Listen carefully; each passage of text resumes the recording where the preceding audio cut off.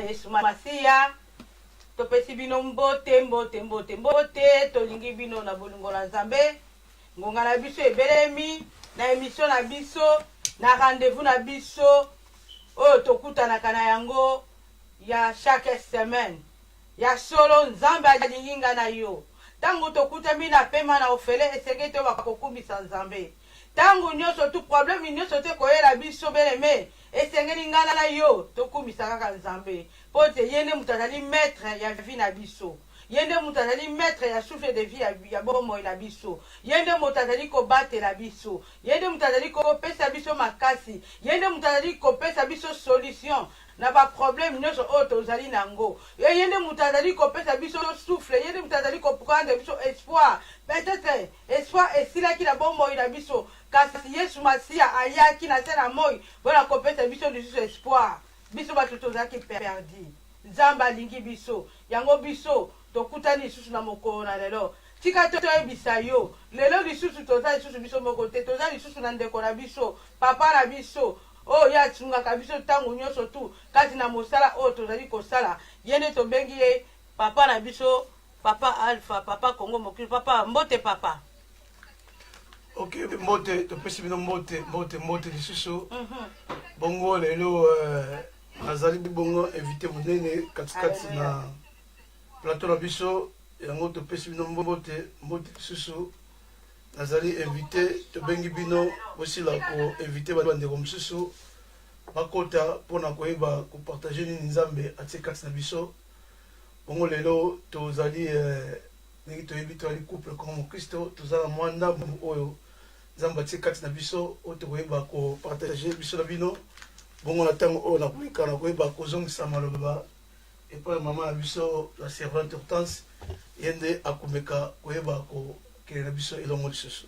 Gloire à Dieu yango yambo tobanda tokanga miso tokende kobondela toyeba biso kotika temps oyo Nzambe adispose lisusu na vie na biso na maboko na ye moko ye aguide biso ye azwa contrôle na maloba na biso ye azwa contrôle apesa biso esprit ya discernement alongola nyonso tu ezali ba parole négative alongola nyonso ba voyage de pensée pe tobonda molimo mosantu tozala biso nyonso connecté na même esprit oyo ezali molimo mosantu yango tokangi miso na biso tobandi kobondela. Alléluia. Papa na lola topesi yo merci Yahweh na bomoi tokumisi yo merci mpona temps oyo Yahweh odispose lisusu na mokolo na lelo Yahweh mpona koyoka oyo ezali exhortation na yo Yahweh pambola ndeko nyonso tu oyo tie na mokolo na lelo mpona koyoka exhortation oyo Yahweh totiki plateau oyo na maboko na yo totiki mpe ngai elongo na papa na biso na maboko na yo Yahweh tosengi molimo mosantu oyo tozwa contrôle na biso Yahweh tosengi nyonso koloba biso Nzambe ezala biso moko te kasi euti epai na yo tokei kobebisa oyo nyonso ezali ya monisatana oyo yaka kopesa Nzambe lokumu te ezala mosika na biso na kombo na Yesu Masiya Yahweh tondisela biso lisusu na ngolu na yo Yahweh tosengi protection divine na yo na ntango oyo Yahweh utilize biso lokola simple instrument ya pamba kasi nyonso koloba biso ebana kozala ainsi dit l'Éternel topesi yo merci na temps kitoko dispose kumba mazwa lokumu Yesu Masiya na kombo na yo nde tobondeli bongo amen. Amen. Alléluia alléluia libota bana na Nzambe ya solo Nzambe alingi biso tango nyonso tu tokutamaka boye tozalaka na esengo totondisamaka na esengo pote bolingo na Nzambe eleki ebele na bomoi na biso tokei kozwa babiblia na biso lelo lisusu tokoyeba lisusu kopartage oyo ezali ya motuya oyo ekoyeba lisusu koyeba lisusu kopesa biso lisusu bososoli oyo ekoyeba lisusu kolendisa lisusu foi na biso oyo ekosala te pe n'importe problème tokokutana na yango biso tokilima kaka epai na Yesu Masiya bien aimé kati na Yesu yango nga na yo tokende kozwa babiblia na biso tolendisamaka tozangaka babiblia te biblia ezali malamu yango nde ezali kosala biso te bakokola na liloba na Nzambe. Alléluia. Amen. Tokei kofunga mokanda na Nzambe. Alléluia. Tofungoli na mokanda na Luc 13 10 à 17 kuna papa na biso okende kotangela biso yango na Luc 13 Alléluia 10 à 17 totangi na kombo na Yesu. Amen. Luc 13, Alléluia. 10 à 17. Un jour de sabbat, Jésus enseignait dans une synagogue. Une femme malade s'est trouvée là depuis 18 ans. Un esprit mauvais la tenait courbée. Elle était totalement incapable de se redresser. 12. Quand Jésus vit cette femme, il l'appela et lui dit, tu es délivré de ta maladie. 13. Il posa les mains sur elle et aussitôt elle se redressa et se mit à louer Dieu. 14. Mais les chefs de la synagogue étaient indignés de ce que Jésus avait accompli. Une guérison le jour du sabbat, il s'adressa alors à la foule. Il y a 10 jours pendant lesquels on doit travailler. Venons donc vous faire guérir ces jours-là et non les jours du sabbat. 15. Le Seigneur lui répondit en ces mots, hypocrite, que vous êtes les jours du sabbat, chacun de vous détache de la crèche son bœuf et son âme pour le mener boire, n'est-ce pas? 16. Et cette femme descendait d'Abraham que Satan a tenu liée pendant 18 ans. Et ne fallait-il pas la détacher de ses liens des jours du sabbat? Et 17. Cette réponse de Jésus remplit de honte de tous ses adversaires, mais la foule entière se réjouissait de toutes les œuvres magnifiques qu'il accomplissait. Amen. Amen. Papa. Alléluia. Bien aimé Katina Yesu ndenge touti koyoka histoire na biso oyo mokanda évangile ya Luc ezali kotalisa biso. Bien aimé thème na biso le to intitulé yango une femme restaurée. Topé une personne restaurée. Bien aimé Katina Yesu Masia. Soki tobi to bana kotala histoire oyo. Histoire oyo bazo ko yebisa mwasi moko azalaki na maladie. Mwasi moko azalaki tourmenté na ba esprit démoniaque pendant 18 ans, bien aimé. Mwasi oyo Bible lobi na so a perdu espoir, total à kaka 18 ans. Donc une année, 2 ans, 3 ans, 4 ans, till à 18 ans. Mwasi oyo a souffrir na maladie. Mwasi oyo a perdu espoir. Kasi Bible tali biso ete mokolo moko mwasi oyo Yesu Masia sekisaki ye. Mwasi oyo awumelaka na kolela. Mokolo moko Yesu Masia asekisaki ye. Bien aimé kati na Yesu. Soki totangi histoire oyo. Mwasi oyo Yesu Masia abikisa. Bible etanga kombo na ye te. Mwasi oyo Yesu Masia oyo alongola ye milikumba oyo azalaki na yango. Bible etanga kombo na ye te. Kasi lelo Yesu Masia alobi peut-être mwasi wana ezali ngai. Ezali yo papa. Alléluia. Amen. Ezali ndeko moko azali kolana biso. Amen papa. Amen. Mwasi oyo Bible papa lobi la biso nini ke batanga ta kombo na ye te. Yesu Masia atanga kudo évangile selon Luc. Atangi kombo ya mama oyo te koko zala pe ndeko moko azola na biso lelo papa. Amen. E koko zala ndeko moko awumela na maladie pendant 18 ans. Lelo Yesu Masia lobi na ye te alinga sekisa ye. Amen papa. Amen. Bien aimé kati na Yesu Masia. Soki tolobi totala histoire oyo. Mwasi oyo a bénéficié papa grâce moko exceptionnelle. Mwasi oyo a vivre la puissance ya Saint-Esprit mwasi oyo. Mwasi oyo azaki mwasi moko délaissé papa. Mwasi oyo azalaki mwasi moko batukutu na quartier bazalaki kotia sou kate. Po nini azalaki na maladie biso moto papa tayebi te soko yebaki te na kala maladie ndeko oyo bazalaki to bana ko benga na tango kama maladie bazalaki na kunki.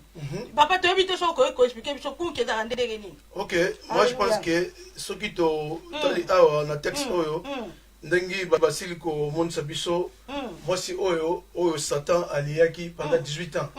Donc ne Yesu ne alekaki kubikisa mwasi opo azala redresse encore atelema encore azongisa espoir na ye oyo ebungaki pour la maladie oyo yazaki nango.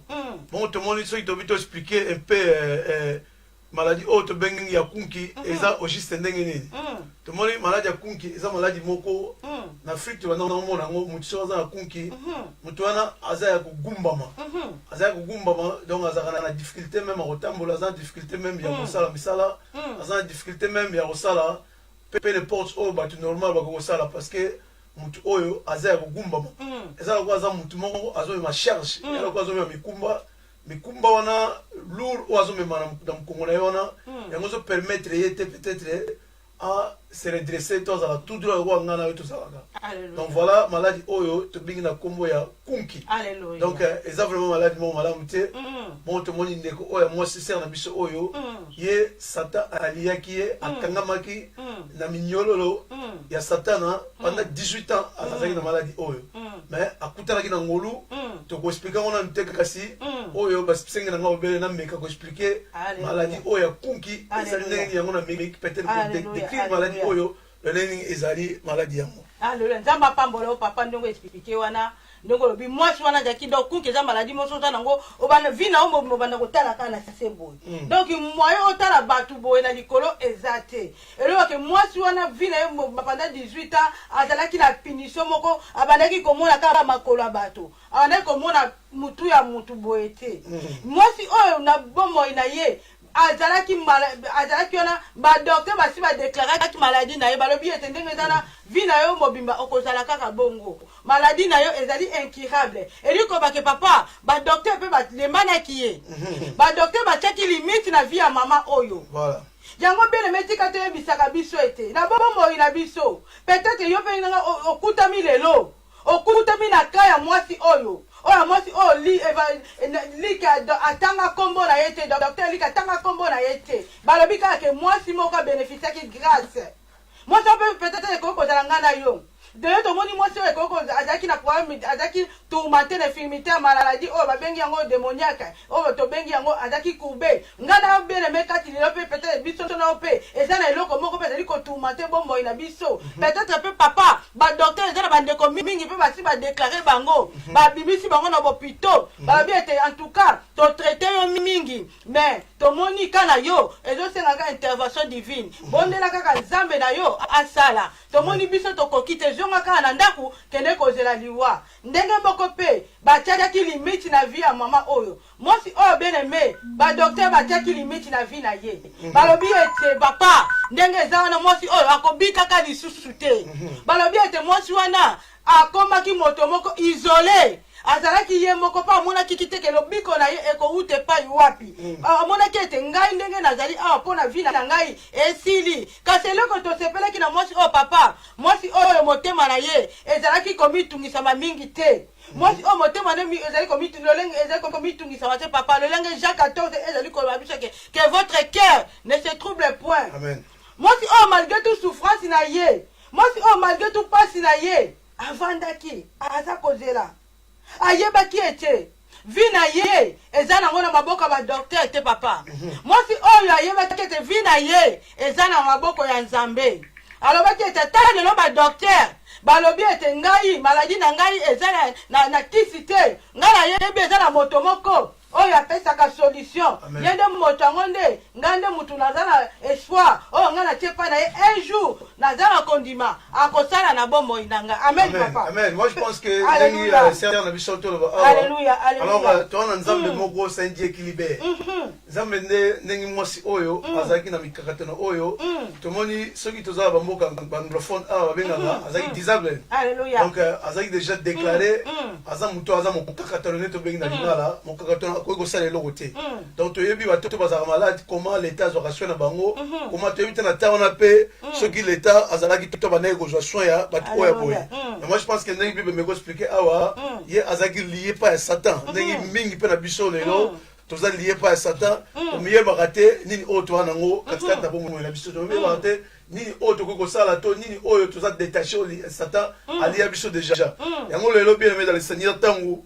sere na biso ya la servante de Dieu oyo responsable ya émission babengi la parole d'encouragement tanga pesi na invitation na bien ok na kozala na plateau juste pour na meka kocha oyo ngai moi commentaire na sujet oyo to na ngona mkona lelo yango bien aimé dans le Seigneur mon frère ce qui peut aux aller lié à quelque chose seulement oyo esika yo ko libération ezali bobele pa nzambe soki oteliki na papa na nkolo le omona na bomo na yo egoleka bomo na ko ba ko changer ndenge mwasi oyo bat bazaki étonné ya komona comment mo banga ba lukela Jésus même problème ndenge nini livrer mwasi oyo na mkolo oyo moi je pense que nzambe oyo tosambelaka azali nzambe moko oyo azali ko libérer biso tango wapi tozali lié na mikakatano voilà oyo na ko ba bakisa mo muke na sujet oyo ngona ndeko molingami alléluia nzamba pambola yo papa ndenge biso so tomoni mama oyo akolomi délaissé maman oyo vie na ye ekomi na balimite maman oyo akoki lisu kovivre normalement lokola bato bavivaka te mpo nini azalaki tourmente na baesprit mabe kasi bible elobi na biso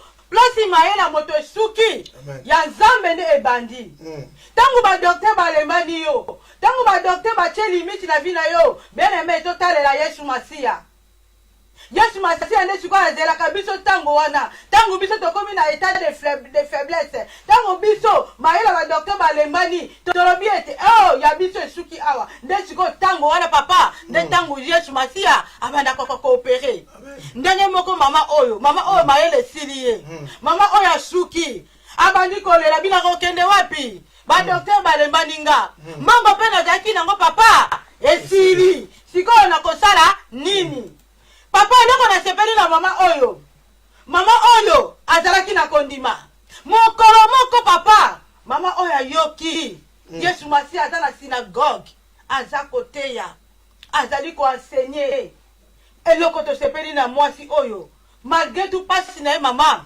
atiaki kondima papa alobi ete nayoki na synagogue eza na moto moko abikisaka eza na moto moko oyo apesaka espoir na bato babungisi elikya aza koteya esengeli ngai nakende naumeli na maladi oyo nakende koyoka nanu enseignement nakende koyoka nini moto oyo babengi yesu masiya de na nazareth azali koteya malgré tout na perte d'espoir malgré tout na bapasi na nga mwasi oyo asimbi nzela malembe ake kokota na kati na synagogue na motema akolela na esprit na ye ya mabe ezali toujours kotourmente ye apusani malembe akei kovanda seke aloba te eloko moko bien aime alobi ete eloko te mwasi oyo asali effort tili ake kokota na kati na synagogue ntango akoti na synagogue papa ye alobi nde kaka elomo te ntango kaka yesu masiya amoni ye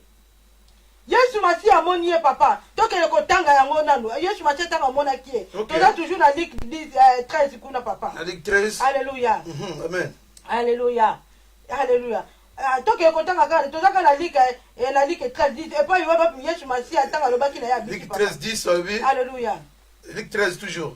Luc 13 10, un jour de sabbat, Jésus enseignait dans une synagogue. Une femme malade se trouvait là depuis 18 ans.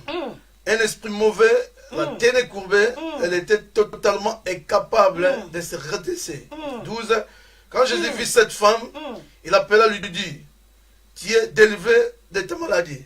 Alléluia. Yesu masiya tanga moni alobi, tu es délivré de ta maladie. Amen. Moi si grand papa tanga yaki alobaki na écouter lo mokote. Avandi na ye kaka. Ayebaki pete ke jour wana ezaki mokolo na ye. Bien aimé kati na Yesu. Biso pe n'importe problème ko yela biso. Biso to kanga makaka pa na Yesu masiya. Amen. Moi si oya timeleke pa na motote. Moi si oya timeleke pa na marabute. Azalaki toujours na kondima. Ayebaki ete na kende na kati na synagogue. Pona yebi ete za na moto moko kuna oya bikisaka ngana kende. Moi si o papa aisitaki te. Metanga kei alobaki ne kutete loko moko te avandi na ye kaka. Kasi Yesu masiya na biso lokola ye ayebi baposa mitema na biso. Yesu masiya lokola ye ndenge mutu asondaka mitema asi akomprenaki papa. Akomprenaki deja pasi oyo mwasi oyo azalaki nango na motema. Akomprenaki yango. Sankuta loba na eloko ayebisaka alobi oza délivré. Esali bato mususu pasi tango wana papa. Bato basali balobi ndenge yokoki kodélivre mama oyo jour ya saba. Bien aimé kati na Yesu. Tika toyebisa soki mokolo wana ezalaki lobiko na yo. Ata kutu bato batielo ba limite. Ata kutu bato batielo ba obstacle. Tomoni mokolo ezalaki mokolo ya saba. Esengalaki te ke fille d'Abraham oyo a mérité guérison. Kasi lokola Yesu masiya na biso alalaka te. Yesu masiya na biso azalaka na repos te. Bien aimé kati na Yesu. Mokolo wana ezalaki mokolo ya mama oyo. Lelo pe eza mokolo na yo. Yesu masiya azali koba lelo eza mokolo na yo. Ba esprit wana oyo ezalaki kotourmente yo. Ba maladie oyo ezali kotourmente yo. Yesu alobi eza mokolo na yo. Lolenge abikisiaki mama oyo. Mama oyo ayaki kaka koyoka enseignement. Mama oyo ayaki koloba likambo mosusu ayaki kaka na kondima na ye aye avandi na ye. Bible elobi na biso ete mama oyo ayaki kotika mikumba na ye papa epai na Yesu Masia. Matthieu 11:28. Ma papa totanga na Matthieu 11:28 please papa. Alléluia, alléluia. Alléluia, alléluia Jésus. Alléluia, Yesu aza malamu. Alléluia, alléluia. Totangi na Matthieu 11:28. Oh Jésus, Jésus, Jésus. Alléluia, alléluia. Alléluia, alléluia. Alléluia. Matthieu 11, 28. Alléluia. Matthieu 11, 28. Alléluia. Venez à moi, vous tous qui êtes fatigués. Alléluia. De porter un lourd fardeau et je vous donnerai le repos. Alléluia. Maman, oh, bien aimé papa, ne rotangi. Maman, oh, zaki na ba fardeau na ye. Ayeke pa na Yesu Masia. Yesu Masia bengi mama oh, abi yake pa na ngai. Yo muto za ba fardeau ngai na ko décharger yo. Fardeau mama oh ya kilo mema kina mukongo. Ba problème oh mama oh mema kina mukongo. Amemi yango epai na Yesu Masia. Bena mekati na Yesu. Ngana yo ba fardeau o toza na yango. Toza komema yango epai na nani? Lelo Yesu Masia azali ko sala peine. Abengi alobi fardeau o yo ko déranger biso. Ba problème o ezali ko déranger. Ba souci o elata yo. Ba stérilité na kati ba famille. Ba malédiction na kati famille. Alobi ko tika yango yo mokote. Tamu toza komona yango. Toka zitete ke Yesu Masia abosani biso. Bena me Yesu Masia ayebi biso. Ayebi beta problème oh tongana yo tozali ko traverser na tango oyo kasa sali kaka peine alors bi ete boya epai na ngalo lenge mama oyo ba yaki aye ko sala refuge na epai na Yesu Masia atali gauche à droite alors bi ba docteur balemba ngai famille pe kutu koloba te mbongo esili bongo ngai siko natikali na nani nazala moto moko moto ngone za Yesu Masia yende mutaza pesa ka repos yende mutapesa ka kimia yende mutazali ko penser ba plein mitema na yoki aza na synagogue esengeli ngala na kende kuna bien aimé kati na Yesu mama oyo azaki na hésitation te mama oyo ayaki kosopa ba problème na ye afongoli motema na ye alobi Yesu Masia akobikisa ngai akei peut-être pe mokolo yango ayebaki na ye te ezaki jour na ye mais Yesu Masia ayebi biso bien aimé ayebi ngai na yo nini toza kotraverse na ntango oyo ayebi yango mama oyo azwi guérison mama oyo abandaki kosatendre te mama oyo akomi kokumisa Nzambe mama oyo abandi kosepelisa Nzambe mama oyo akoti na mosala na Nzambe mpona kosala oh bien aimé kati na Yesu ngana yo bafardo oyo ekanga biso mama oyo azaki na problème azaki courbe lelo Yesu Masia asekisaki ye Yesu Masia aza capable pe ya kosekisa yo papa ya kosekisa yo mama na problème nini oyo oza nango peu n'importe difficulté financière peu n'importe maladie Yesu Masia aza capable ya kosekisa biso condition kake tozonga epai na ye toyoka banseignement Maman, oh, yo koyoka ba enseignement. Po yebaki ete na nzela na enseignement. Papa ekokolisa kondima na ye. Atakuta za na pasi, mais akokosa kondima na ete. Esengeli ngala ke koyoka ba enseignement na Yesu Masia. Po ekolisa kondima na nga Bible lobi na biso, les justes vivent par la foi. Malgré tout ça qui n'a pas si, malgré tout ça qui n'a problème, et ça qui a tourmenté l'esprit, et tourmenté hier, ayeba qui était, azali na kondima. Bible le dit les justes vivent par la foi. Moi, c'est à qui kondima liboso. Moi, c'est à perdre qui exploité. Moi, c'est à qui soda katina yetu papa. Moi, je pense que Alléluia. c'est le vrai moi, c'est à qui. Il dit qu'il y a toujours un jour à cause de l'objet qu'on a. Alléluia. Yango, la vie n'a pas battu. Il faut toujours tous à la cas, la foi. Il faut toujours faire la mission en action. Alléluia. Là, on mingi ayebi maladie ni azanango ayebi problème ni nanango. Alléluia. Tous à témoigner, je peux mingi la vie la biso.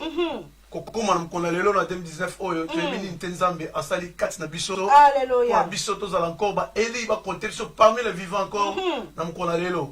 Alors mingi baleka biso na kitoko mingi baleka biso na bambongo mingi baleka biso peut-être na balix. Mingi baleka biso na marambo eza ndenge na ndenge.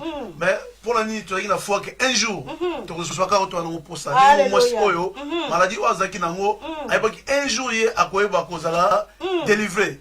Parce que mkona Luc 19:10 babi Jésus est venu chercher et trouver tout ce qui était perdu.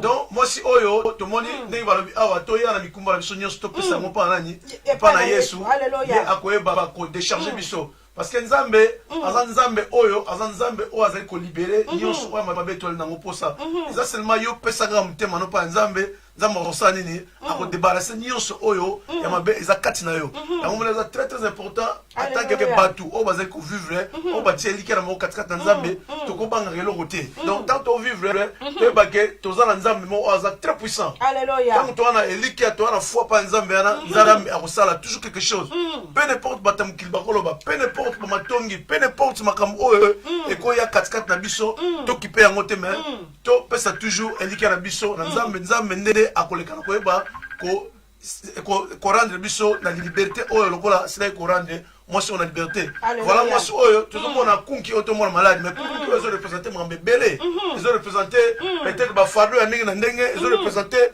makambo oyo peut-être tokoki kopense nango te na temps oyo mais nayebi te problème nini oyo eze dérange bandeko mosusu ekozala baproblème ya marke na marke ekozala problème ya ndako ekozala problème ya mikanda ekozala topesa toujours bomona na biso mpo nzambe nde akoyekola peu n'importe temps oyo makambo yo oza nango ezowumela tomoni mwasi oyo balini mwasi oyo azalaki tene liye epai sata pendant 18 ans donc un décennie na 8 ans azalaki bongo liye mais nzambe ntango akutani na nzambe ozalaki mokolo na ye peut-être lelo eza mpe mokolo ya ndeko mwa azolanda biso na mpoka lelo oyo ezaka émission ya parole d'encouragement donc biso toyekaka to encourage yo ndeko tomonisa yo lolenge nini oyo okose donne na makambo nzambe donc nzambe afutaka mama nzambe futaka so te serena mama nzambe okomona koma vi na yo ekochange donc babiso mosusu oyo moya kopesa batémoignage mingi eza te mais oyo bayebi esika nini towuti esika nini tokokomi mpe esika nini nzambe amema biso donc voilà yango oyo ezalaki juste moi commentaire moke tokoki topesa toyeba lolenge nini nzambe azosala katikati na biso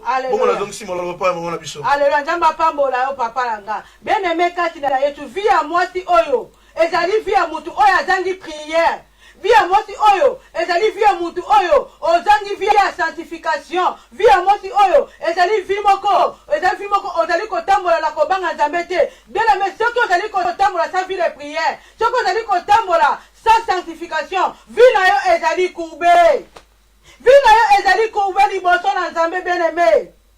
Une personne sa vie de prière bien aimé azali mutu oyo azali komema po ya péché na ye papa ye moko azali mutu oyo azali kotambola na vie ya masumu yesu alingi biso totambola na bafardone na biso moko te yesu alingi biso totambola na ignorance te bien aimé yesu alobi na biso lelo ete toya na bamikumba epai na ye lolenge mwasi oyo ayaki nango alingi biso totambola na masumu te bien aimé lisumu etiaka biso mosika na nzambe o bien kati na yesu yesu alobi na biso vi na biso ezala courbe te tomoni mwasi oyo vi na ye ezalaki plein de péché vi na ye ezalaki liye na makambo mabe kasi bien aimé toyebisa yo ntango biso tokutani na yesu masiya esengeli vi na biso echange ntango mwasi oyo akutani na yesu masiya vi na ye oyo ezalaki ya mabe papa ekweyaki elingi koloba ete yo mutu soki ondimeli yesu masiya ondimi ye comme seigneur et sauveur malgré baproblème malgré bapasi na yo yesu masiya aza capable ya kolongola oyo nyonso ezalaki mabe kati na yo oyo nyonso ezalaki kotumase bomoi na yo isifi kaka yo ndima ye isifi kaka yo benga ye na bomoi na yo yesu masiya akochange vi na yo lolenga achangaki vi ya mwasi oyo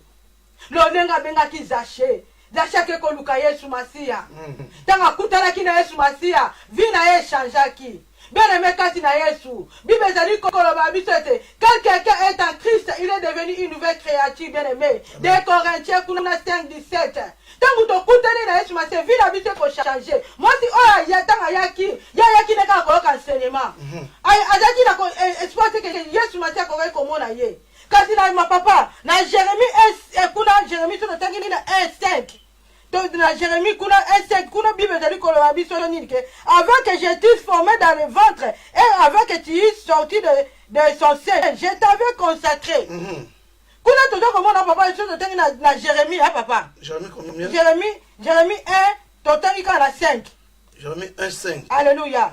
Avant que je t'ai formé dans le ventre de ta mère, je te connaissais. Et avant que tu fusses sortir de son sein, je t'avais consacré, je t'avais établi prophète des nations. Alléluia. Et lui, comme que Yesu Masiya, il y a déjà biso. Donc, tant moi, si on a compte quand la carte na synagogue, Yesu Masiya, ça m'a qui déjà y est. Amen. Il y a moi si on a un problème, boy. Moi si on a un pendant 18 ans. Bien aimé quand il a Yesu. Et dernièrement, qu'on peut na biso papa. Tant que biso to yami Yesu Masiya. Tant que biso to pousse dans la présence de Yesu. Yesu Masia yebi déjà kolela na biso. Tant avant que tu biso tobana koyebisa que Yesu biso boy, ngai famille na nga boy, ngai famille na nga baza tumate, ngai famille na nga na baluka kamisala, ngai famille na babala kate. Yesu Masia tangu déjà va biso to botama, ayebaki déjà biso. Donc on va que achaki déjà ba plan moko kitoko na bombo ina biso. Yango bien aimé kati na Yesu. Tika to yebisa yote kangama na Yesu. Eloko yo zoko luka. Soki na no moni yango te Yesu Masia yebi. Yo ningika ke yo oumela na prière. Aninga ke yo okangama na ye, yo otalela ye. Mama oya kene ko luka na ba marabute. Mama oya yebaki lobiko na ye. Eze pa na Yesu Masia papa. Mais maman na yebaki lobiko na eza pa Yesu Masia.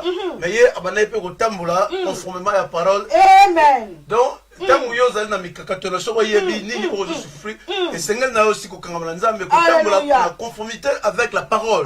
Exactement que ceux qui yo zali na mikakatolo za ba problème oyo dérange o eza lié na ba malédiction to lié na ba problème oyo o pe lekala vie na yo.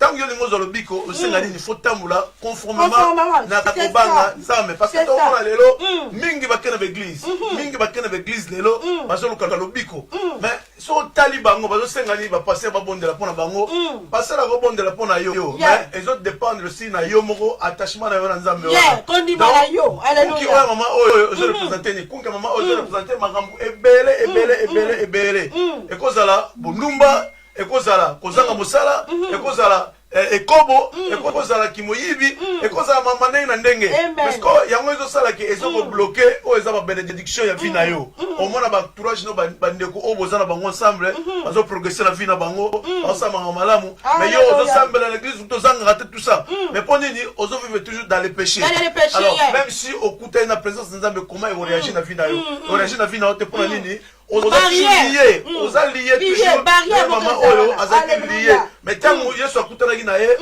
azanzambe oyo aliberaka asila kozala libéré libération et se connectaki par rapport à vie na ye oyo banda ko marcher libération se libéré par rapport à foi oyo azaki na aussi et katina na nzambe donc bien aimé dans le Seigneur to koza na ba problème to koza mikakotero mais senga biso nini to tambula conformément nini eza ba dénomination te ba ko passer apôtre pour nini mais nzambe azala posa ya ba titre te nzambe azala posa nde to tambula ne babaka na boyenge be to tambula na sainteté vina biso ya jour au jour ezala na boyenge be to biso mo ta to zaka biso mo ta bazo bengo frère ba bengo sœur faut bituna pendas que ta ba benga nga frère na correspondre penda ne ba benga nga frère to ba benga nga sœur est-ce que vina nga ezo correspondre qui va ba benga nga sœur en Christ to frère en Christ to ba benga nga pasteur est-ce que nazo correspondre en temps na place nga moko donc voilà ce que tant wala mikakatono ne yango sala nini et se correspondre et déclencher libération et déclencher bénédiction et déclencher miracle so ite ba ko chota maboko mille maboko 10 000 maboko partout ba passer la minene et là mo sala bezate parce que yo vina yo moko zo kinena nous malamu te donc voilà peut-être loko na ngai na ajouter mke ngona ale na nzamba pambola papa bien aimé kati na Yesu ndebe papa lobi esenge to ba kotala ba vie na biso to tambola na vie ya sanctification to direction nzamba za na miséricordieux mais sur ça nzambe ezali ete moto nyonso surtout atambola sous pa principe na ye po biso te comme to ba kusuko mona loboko na ye Yesu Masia za capable ya ko délier ba puissance satanique nyonso surtout o ezali ko menacer vie na biso peut ata na pouvoir beleme soki to tali na Matthieu 28:18 kuna lobete tout pouvoir m'a été donné et lui ko ba ki azali likola ba pouvoir nyonso azali likola ba tradition o ya ba coutume azali likola ba problème ba malédiction Yesu Masia za capable ya ko délier yango pe ekwei na kombo na Yesu yango bien aimé kati na Yesu yo muto kangama na ba lié o ezali ba coutume yo muto loba ete ngai tangu na kolaka ba sokola nga na ba mai ba salanga yo ezali ba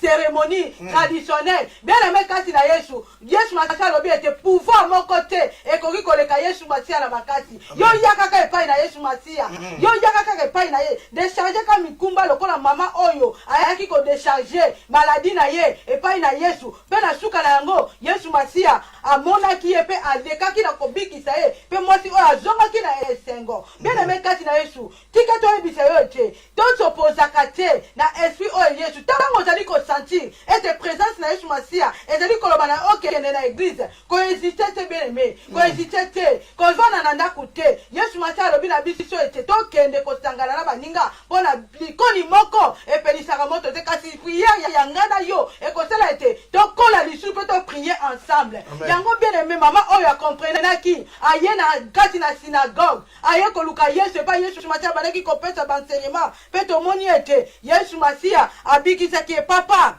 tokoki kotuna lelo combien de fois na bafamille na biso bato toza koube na baproblème a combien de fois biso toza kosibir baproblème na bafamille kasi toza komipesa na priere te toza komona ke problème yango barrière yango etelemeli biso lokola barrière elingi kokota na vie ya mama oyo kasi toza kopersévérer na priere te oke susi na yesu ezali ete peu n'importe tokokutana na babarrière na vie na biso peu n'importe limite tokokutana nango Yesu Masia kolongola yango. Amen papa. Amen. Moi je pense que Alléluia Jésus. Je sais que même dans ma famille il faut vraiment qu'on pencher mingi dans le Nzambe. Pour moi dire tangu to ndimeli kokolo Yesu Masia. Libota na biso banda na biso aussi que ça la sauver. Et moi c'est très important. Faut tous vraiment attaché dans le Nzambe. Tout temps on l'a toujours conformant dans le Nzambe. Nzambe akoleka na koyeba ko pambola biso protection. Nous, selon notre sala, nous allons protéger par exemple parce que biso te se donner et pas inaye. Et donc moi ma begoye la bisoté, ngolu na nkolo, kembo na nkolo ko moni ça toujours casquette na biso parce que to mi pesi par exemple nenzamba ko le ba roye kan awle ba na ko ba ko zala casquette na biso et longo na biso ne to ko ba ko sala exploit. Alléluia papa. Image ya moi si oh papa, to qualifier ngo pe na 3 parties. Image ya moi si oh yo koube. To qualifier on a 3 parties. Papa, c'est to que la première partie. Première partie à image oyo. Oyo ezali courbé. Et quand on va que eza na batumi baza courbé na ba problème. Ba misusu ba vana na bandako. Ba misusu baza lié tellement que ba problème lesquels bango. Ba mi comme si bango moko ba culpabilité on vandi bango na motema. Ba échec vandi na motema. Ezali liaison ya moi si oyo courbé. Toza courbé na ba problème ebelé. Toza courbé na ba lien famille. Toza courbé na ba projet sur matia lobi na biso ete toya et pas inaye. Première image à moi si oyo. Eza ba problème. Oyo vandi si biso na kati na ba foyer, na ba famille. Bien aimé yaka lango pa na Yesu Masia. Yesu Masia lobi lève-toi. Na ba problème wana. Yaka kotika ngo pa na ye. Alors bien ta ko rendre biso libre. Première image ya moi si o courbé. Ba problème. Stérilité vandi na famille. Yesu Masia lobi talela ye. Aza capable ya kolongola stérilité. O elingi rendre divorce na libala na yo. Yesu Masia aza capable. Aza capable ya kolongola. Ba problème ba maladie o ezali héréditaire. O evandi na ba famille comme ici biso courbé. Moi to avancer zate. Moi to tala liboso zate. To kangami kaka nesika moko. Yesu Masia bien-aimé aza capable. Aza capable bien aimé, ba traduction en famille. Yesu Masi aza capable. Image oyo ya mwasi oyo ya liboso. Image oyo ya mwasi ya liboso ezake yo mutu okangama na milangwa, yo mutu okangama na vie publicité, okoma courbé. Ozana mwasi na ndaku, kasi olingi kolula libanda. Okoma courbé na bilula lula. Yesu Masi alobi bitotika. Image ya mwasi oyo ya liboso papa. Alléluia papa la évité. Moi je pense que nengi maman la biso siko yebisa biso image ya mwasi oyo ya liboso oyo pesi na biso oyo ezosala ke bandeko baza courbe pesi image ya mwa mingi maman la biso siko tanga awa undumba yango tangi non undumba un homme marié to une femme mariée mais ye vit à désordre atika rangote. Donc ça aussi sorti ya kunki au moins sur azanango. Donc voilà, et ça la biso tout tambola vraiment la boyenge béni. On dit Nzambe asala ya min 4 na biso. Amen. Amen papa. Papa tu mandanga vraiment lobi wana. Donc image wana soko kangami nango oza kube. Makambo mabe. Yango yeso lobi kangama na sorcellerie. Okangama na vie ya magie, okangama na vie oyo ya kolula lula, okangama na vie oyo ezali kopesa Yesu Masia lokumu te. Bien-aimé tika to bisa oza image ya mwasi oyo oza courbé. Yesu alobi yake pa na ye. Papa image ya mwasi oyo mibale. Ezali image oyo batu oyo bakangama na misolo. Bakomisa misolo lokola Yesu na bango. Bakomisa misolo banzambe na bango. Bavanda likolo ba lixe, bavanda likolo ba karabu ya bien. Balobi etengala mikoki. Est-ce que na Yesu na posa na sambela? Pote nzambe asa pesanga bonjinyo surtout. Image ya mwasi oyo mibale. Image ya pauvre Lazare na riche papa. image ya mwasi oyo ya mibale tomoni histoire ya pauvre Lazare na riche tokomona yango kuna bien aimé na Luc 16-19 soki tofungoli papa tokomona histoire ya pauvre Lazare riche oyo bible elobi avandaki na bozwi na ye bible elobi na biso riche oyo mpo na ye pauvre Lazare avandaka na ye na se wana aliaka kaka bamiete biloko ya bwakaka riche oyo amikomisasaki bozwi na ye nde fe eloko mosu ekoki kolekene na bozwi ati akangambaki na makambo mokili akangami na bambiance riche oyo kasi bible elobi mokolo akufaki papa pauvre Lazare akendaki na maboko ya Abraham mpe riche oyo akendaki na séjour de mort kuna epai oyo akomaki kolela bapesa ye mai akomi kobondela Abraham atinda bato batinda Lazare bapesa ye ta mai alobi ete Yesu Abraham tinda ta bandeko na nga bazala kuna na se 5 fana na nga babongola motema bayo esika oyo nga Lazare te. Très important ndenge bato yebisa biso na deuxième point otangi oyo ezali papa mosolo. Donc je pense que en tant que mwana nzambe faut planifier. Alléluia. Oluka mbongo za malamu mingi mais faut oyeba kozala organiser na koyeba ko planifier parce que na bible balobi tant nyonso eza na likambo nango. Il y a un temps pour toute chose. Donc tant qu'on planifie makambo nyonso faut oyeba comment ko planifier. Eza na temps ya oluka mbongo, eza na temps ya oluka nzambe, eza na temps ya kosambela, eza na temps ya koservir nzambe, eza na temps ya makambo nyonso. Donc voilà, c'est très important en tant que bana nzambe toyeba comment to ko se planifier. Okoza ka to kangami kaka na oyo eza kaka koluka mbongo, oza so na temps mususte. Donc la vie na biso katikati na mokili oyo ezosenga na biso tozala très organisé. Alléluia. Organisé toyeba comment s'organiser loisir ezali sport ezali sport epekisa mipete na mama nzambe. Donc c'est très important koyeba s'organiser toyeba tani oyo kokuta kosala mosala nzambe tani oyo koluka mbongo ta ya famille ezali ta makambo nyonso ezali okanga kaka tani nyonso mpe 24 heures la prière non ta ezali ya kobongisa me ndenge oti komentionne makambo mbongo awa eza très important aussi mbongo ekosombela eloko moko te. Donc mbongo koki kozala plus importante que ame na biso. Donc c'est très important vraiment pour la biso toyeba kosorganiser ta na biso. Alléluia. Yango bien aimé kati na Yesu image oyo ya mwasi oyo ya mibale. Mwasi oyo akangamaki na bozwi na ye. Papa moko akangama na idolatrie. Papa moko akangama na banzambe binzambi. Papa moko akomisa mbongo na ye idole. Alingi kosambela te. Alobi bozwi na ye ekoki. Image ya mutu oyo akokoka kozala redresse te.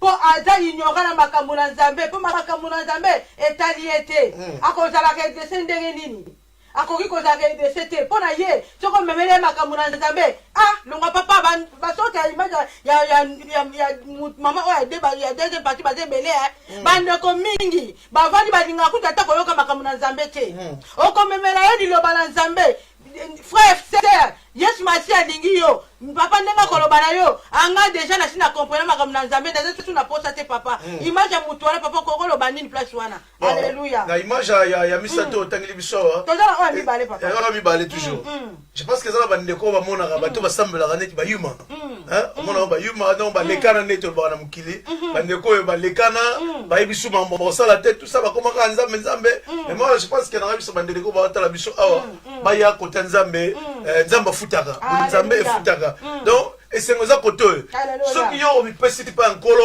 omoni ozana vimo malamu bana na yo baza malamu business yo nyonso osala na ndenge nkolo eza malamu bana na yo eza malamu oni nzambe akolibere yo na makambo nyonso oyo mabe yango eza très très important bien aimé dans le Seigneur kobondela to kosattache na nzambe eza très très important tomona nkaka te en vain na ibiso kenda kobondela to neti to bitika na nzambe eza ka en vain te parce que na nzambe tozo ba solution nyonso to na ngoposa na nzambe tozo o nyonso to na ngoposa na nzambe bazobenga biso ba boss na nzambe bazobenga biso ba tata na mapasa na bazobenga biso bakalification nyonso oyo parce que tojongo na bunzambe yango na bunzambe basante vandi na bunzambe nyonso vandi yamba kitoko tozala kobitungisa moko te parce que toza na bunzambe toza babosi tozomona donc yango eza très important oyo ezalaki secret oyo biso toza nango secret oyo tozomona ke pourquoi tozoprospérer parce que to ndimeli nzambe to tie vina biso katika na nzambe to tambula katika na boyenge mebeni to jumaka manzambe lo sérieux to tambula vraiment na ndenge lo ngobani yango ni succès de gloire à gloire splendeur na nzambe za toujours kat na biso na voilà les agis secret o ni na ko pesa bandeko voilà na biso voilà o ebena malamu ko kangama na nzambe. Alléluia. Image ya mwasi oyo ya mibale batu balingi mbongo mingi batie nzambe na deuxième position. Tobosani ete Matthieu 6:33 lobi na biso. Recherchez premièrement les royaumes des cieux. Peignono sote kopesa mela biso na sima. Kasi image ya mwasi oyo ya mibale bake continuer ba parti na ba diable batie nzambe na deuxième position. Ba parti na bango ba signer batie na première position. Mujaka mutu wana za courbe bien aimé. Jaka mutu wana ko za la redresser te. Bon avant di likola ba parti na ye basala. Bien aimé kati na Yesu na butu na lelo. Yesu masi aza na posa restaurer mitema na biso. Yesu masi aza na posa a restaurer vie andeko moko. O ezali courbe avant de likola ba bien na ye, likola ba idole, acha mbongo na première position. Mbongo eza mabete. Kasi liboso bo kontina likolo justice na Nzambe. Le reste kopesa mela biso. Bien aimé kati na Yesu. Tikate Yesu Masia asala kokama na vie na yo biso batu vie ezaki kube yo moto vie ezaki kube Yesu alobi lelo alingi a redresser yo lokola redressaki mama oyo ezaki kube pendant 18 ans anyokwa maki bien-aimé kati na Yesu tikate ebisa yo bombengo oyo toza nango eza malamu kasi ya liboso bokonzi na lola. Amen. Ya liboso bomema mikumba na biso na ba benediction na biso papa epai na Yesu. Yesu ayeba ko diriger yango. Yesu ayeba ko pesa biso ba plan moko oyo ezali ya malamu. Amen papa. Amen. Moi je pense que c'est vrai. Négocier na biso sikolo ba. To mema liboso oyo to nango liboso na nkolo.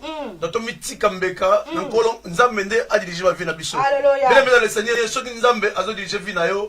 Mikakato moko te ko ya katikati na yo mikakato moko te mutu moko te ko simba vie na yo ko nzambe nde ye azali ko diriger vie na yo. Alabi tangu nzambe azali ko diriger vie na yo esika nyonso parce que en esprit de l'homme c'est l'esprit. Alléluia. Nzambe yende kolo mulimo.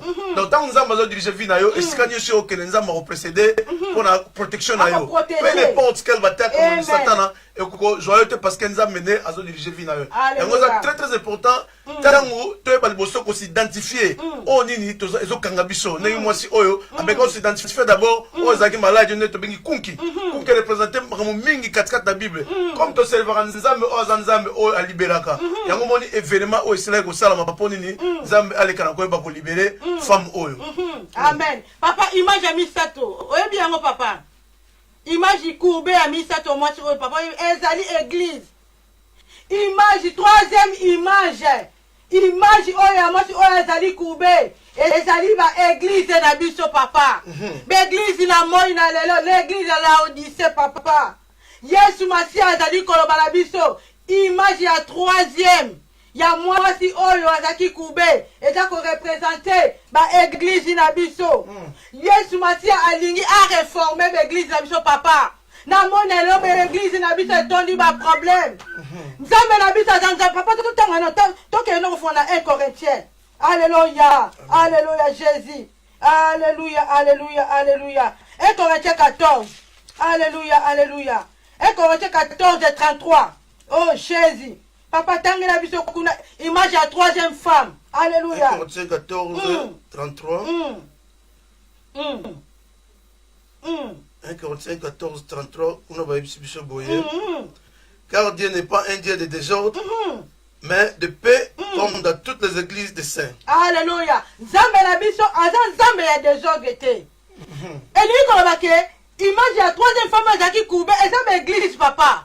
Yesu Masi aza na souci à réformer lisusu ba église na biso. Aza na posa ba église na biso ezala restaurer. Aza na posa ba église na biso église moko tangu toza ko bondela tozala bassin. Aza na posa église na biso papa ezala église moko tozala tek un pied dedans un pied dehors. Image ya troisième femme oyo azaki courbe. Image ya troisième femme oyo azaki courbe nzambe aza nzambe désordre te. Tangu tozali kokende na église bien-aimé tokende na kobondela nzambe na bosolo papa na moi na bapaster oyo baza kokamba biso papa tangu bango bazali kokamba babwebi papa esenge bango mpe mwana alima amen papa. Mais moi je pense que la troisième point na biso dans l'église au Tchikolo Bani ba tout tangi awa car ne pas des ordres mais de paix comme dans toutes les églises de saints. Donc biso to ali ba saint en tant qu'église. Et ba des ordres monsieur de l'église ils appellent ba sali na nzambe oyo ba bengamité. Alléluia. Tu vois? Ba yena poto ba ju ba appel ba dénomination bango moko. Donc basang nzamba bango ne bazo créer ba des régions de monsieur les katika de l'église. Tu vois nzamba ordre. Moment l'église msusu ils ont un désordre total. Bandi ba ya l'église ba yep même pas comment l'église et marchaka. Bandi ba joindre l'église ba yep même pas comment bonne marche l'église n'est les kaka parce que comme désordre total. Nous on la porte toujours quand même facilité on yeba maman belé la porte awa. Mais l'église na biso awa na porte il y a l'église il y a basang nzamba msusu o baza organiser ba koli misanga. Toujours la vérité parce que vérité. Alors, tout le monde dit comment tout le monde dit surtout tout le monde dit mindele, mindele, babon de la moukié, mais plus organisé. Et biso, mais biso tout le monde de la mingi, tout ça organisé moukié. Alors, fallait dans le contraire. Donc, comme biso tout le monde de la mingi, fallait tout ça un peu plus organisé. Il y a au moins l'église na biso par rapport à la dénomination où il va passer. Bazo joie nzamba tala bati traité peu de pas dénomination nzamba na tina na ngote nzamba za posa biso to tambula a conformité na maloba nzambe tangu ya kozonga biso to za bongo élevé. Donc voilà l'église na biso moko basali na nkolo mususu bazo okokende l'église mususu baza na plus de 10 000 membres plus de 300 400 membres mais l'église ça comptabilité l'église a na vocaté ba membres ba yeba même pas église ke na ndenge nini ba membres c'est financier ba yeba ngo même pas ya wana to tangi ke nzambe na biso nzamba des ordres tena non nzamba ordre nzamba ordre on moni lelo tuzomona na communauté na biso l'église ebotami ebele parce que bato ba na posa nini ya autorité bato ba na posa pouvoir o nzamba na tina makambo na te bato ba na posa pouvoir on tout ça bano dans une vision eza vision te tu vois eza ba note bato ba note nzamba za bango te wana nyoso yera des ordres na tango ya ekokoma des ordres ekokende wapi ekokende pa bandimi o bazoya wana bango ne ba okende ba boya kota katika ba des ordres wana allez satan ça dit a pour travailler bango ti ba biso be kota katika na ba via bandeko et on a très important que mondimi tant aux opposés là pesa mi confesse pas nzambe ne moi si autre monde za na kunki confesse ne ngeza ki pa nani et pas nzambe à reconnaître à comprendre exactement ma blocage ne za ki wapi tu vois mais si ko nzambe aki ko sa ni ko libérer donc voilà image autant on l'a vu dans nzambe ya ordre et biso ba saint dans ba saint de ba kinda dans l'église ko bonne susi na nzambe papa susi na yesu masi ezali de mokolo koya akuta église na ye eza en ordre akuta basali papa en attendant que na kofungula biso kuna Ephésiens 5 verset le tanga la zoloba Ephésiens 5 verset susi na yesu masi ezali akuta église na biso eza redressé akuta église mo ezali organisé akuta biso bandimi tozali na motema moko ya malamu alléluia afin de faire paraître devant lui cette église glorieuse sans tache ni ride ni rien de semblable mais sainte et irréprochable. Donc voilà alléluia yango ne église oyo yesu masiya akoya kozwa papa akoya kozwa église oyo na ba division te akoya kozwa église oyo mondimi oyo bayokanaka te akoya kozwa église te oyo na kati na biso bandimi ba jalousie ekota na kati na biso bandimi paster na paster boyokana eza te église yango te yesu masiya akoya kozwa yesu masiya alobi akoya kozwa église oyo ezali sans tache. Notre terme dans l'église nous avons notre mission fait à la saint et à la clean et tamla na ninga malamu notre mission on va venir chez l'église mais par rapport ya expliquer dans d'autres termes il y a notre église autre église physique l'église aux accords de Christ il y a donc c'est très important même si tous que ne sangana entre ba saint et sangana mission photo zala noir toloba noir pembe toloba pembe lisumu toloba lisumu on est totika ngote na bible ba binini lisumu eza la reprocher dans oser à tout le monde on ne ndeko azonga na lisumu wana te mais quand l'église na biso ba koma ko cacher masumu pourquoi ba cacher masumu parce que sœur oyo achaka mbongo na église parce que frère oyo parce que hier afuta ka loyer parce que sœur oyo amemaka passer parce que sœur oyo sala ka basong sala boy tout ça parce que sala boy non donc ba lisumu otanda yango liboso bolobela yango ponini ezonga lisusu te onza metanga ya église oyo eza glorieuse eza ni ride ni tache voilà par rapport ya verset oyo ne ba meiko limbola nini toko kena yango alors image la troisième fois moi ezaki courbé eza ko représenter église papa mukona lelo tokomona ba église mususu bakomi kuna église de Dieu mais kota na kati omona makambo bazosala eza correspondre te na makambo oyo eza kosepelisa Yesu Masiya basote baeglise toza komona ngo basekte comme ebele yango Yesu Masiya alobi na biso tozala na esprit ya discernement bien aimé kati na Yesu Nzambe alobi na biso tozala esprit ya discernement Yesu akoya kozwa église oyo ekozala sans tâche yango ntango yango oyo tobana kotia bavi na biso en ordre église ezali kocompose na biso bato église ezali biso bien aimé na bomoi na biso toyeba kobanga Nzambe tobana kotambola sur principe ya Nzambe lolenge mwasi oyo asouffrir image na ye azalaki humilié azalaki délaissé azalaki fatigué kasi mokola kutalaki na Yesu Masiya apesi ye vie mpe na suka na yango akeni koglorifie Nzambe beglise na biso bien-aimé toluka elongi na Nzambe tozala batu oyo tokosalela Yesu ya solo toza batu mpe n'importe baproblème koya kasi Yesu Masiya alobi na biso ete totambola sur baprincipe na ye image ya basi oyo torepresente yango na troisième partie ya liboso bamaladi oyo ya mibale tolobi image oyo moto akangama na bozwi na ye ya misato torepresente yango na baeglise bien-aimé kati na Yesu tokangama na Yesu Masiya totalela Yesu peu n'importe quel problème okokutana na yango Yesu Masiya aza malamu papa amen papa amen alléluia ouais moi je pense que comment na suka il y a exhortation na biso la mission na biso à parole d'encouragement alléluia oyo ezalaki na mkola lelo na ebite so maman na biso aza encore le kambo bakisa pona to meka kutika tala bande na biso alléluia évangéliste international maku tangu ifone oyo évangéliste maku yenda ko yeba koleka c'est toujours scotché branché bon maman na pêche maloba so ko sala sur maman bakisa pona to yeba ko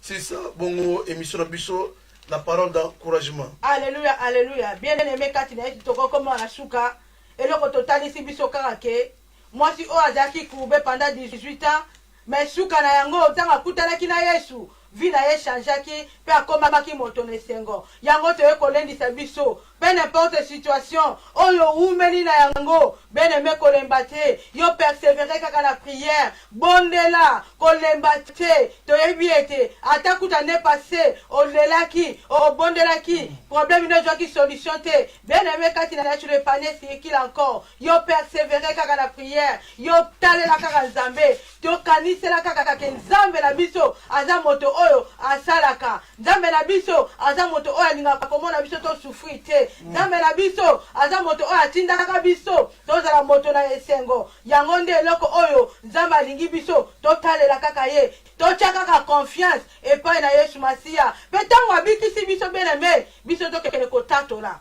biso tokende kokumisa biso tokota na mosala na Nzambe totémoigne monene na Nzambe po ntango tozali kotémoigne tozoyokisa monisata na soni mwasi oyo ntango Yesu Masiya abikisi ye alobi lève toi okende akendaki koglorifie Nzambe na butu na lelo Yesu Masiya azali koloba na ngai abi lève toi marche kende kokumisa Nzambe abikisi yo abikisi ngai ba problème na famille na biso alobi ezokwei na kombo na Yesu parce que ye azali Nzambe aza mwana na moto te ya kosa bana lelo bien-aimé mwasi oyo aretrouvaki dignité na ye mwasi oyo akomamaki na miso na bato azwaki importance akomaki kotala bato ye moto azalaki courbe miso kaka na se kasi ntango akutanaki na Yesu miso akomi kotala bato aretrouve dignité kati na Yesu bien-aimé tokozwa dignité kati na Yesu bien-aimé problème moko te ekoki kolemba na Yesu Masiya yo yaka kaka yaka kosopa mikumba lokola la femme courbe asopaki yango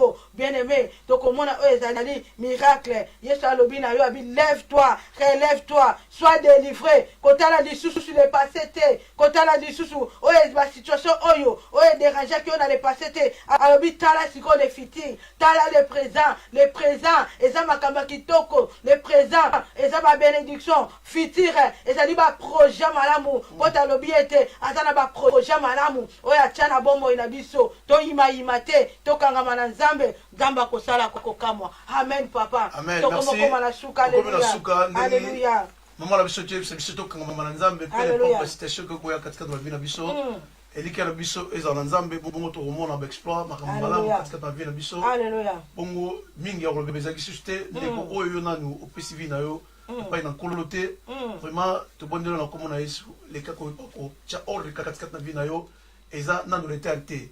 Voilà oyo muketu kwa oloba yango na mkona lelo. Bongo topesi maloba pa ya mama na biso to sala libondeli pona koyeba kotika tango oyo na maboko na nkolo. Alléluia papa toke kozwa des sujets à prière. Toke le kobondela kopesa Nzambe merci. Pona liloba oye bimi bible lobi liloba na ebi makapamba te banda ko bonde la Nzambe ete liloba oye simba mitema liloba oye touche bande ko na biso ba o balandi yango to memela ngo pe bande ko na biso banda ko pesa Nzambe merci pour a délivrer biso na ba problème to zaki na yango a délivrer biso na ba maladie na ba stérilité na ba malédiction famille ba maladie héréditaire oh na butuna lelo Yesu Masia a délivrer biso banda ko pesa merci na combo na Yesu, alléluia. Éternel Dieu tout-puissant, papa, te pétio, merci.